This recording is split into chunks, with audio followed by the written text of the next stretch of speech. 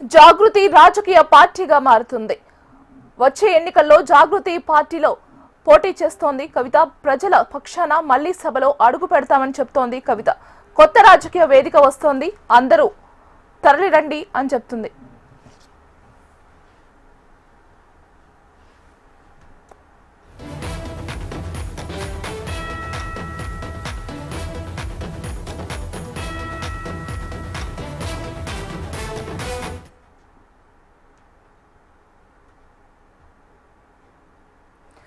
జాగృతి రాజకీయ పార్టీగా మారబోతోంది. వచ్చే ఎన్నికల్లో జాగృతి పార్టీ పోటీ చేస్తోంది అని కవిత చెప్పారు. ప్రజల పక్షాన మళ్లీ సభలో అడుగు పెడతానంటూ కవిత హామీ ఇచ్చారు. కొత్త రాజకీయ వేదిక వస్తోంది, అందరూ రండి అంటూ కవిత చెప్పారు.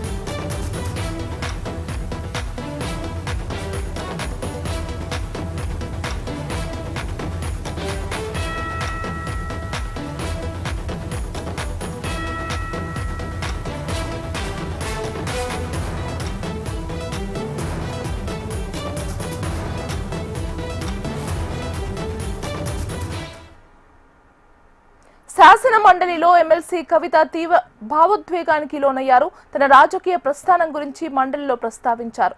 8 ఏళ్లుగా ప్రజల కోసం తాను చేస్తున్న ప్రయత్నాన్ని అడ్డుకున్నారని చెప్పారు. ప్రజా సమస్యలపై తాను ప్రశ్నిస్తుంటే కేసీఆర్ వెంట ఉండే కొందరు వ్యక్తులు కక్షగట్టారని చెప్పారు. బీఆర్ఎస్ లో మొదటి నుంచి తనపై ఒత్తిళ్లు ఉన్నాయని చెబుతూ కన్నీటి పర్యంతమయ్యారు. ప్రభుత్వంలో అవినీతిని ప్రశ్నిస్తూ వచ్చారని చెప్పారు. తన రాజీనామా ఆమోదించాలని మండలి చైర్మన్ ను కోరారు.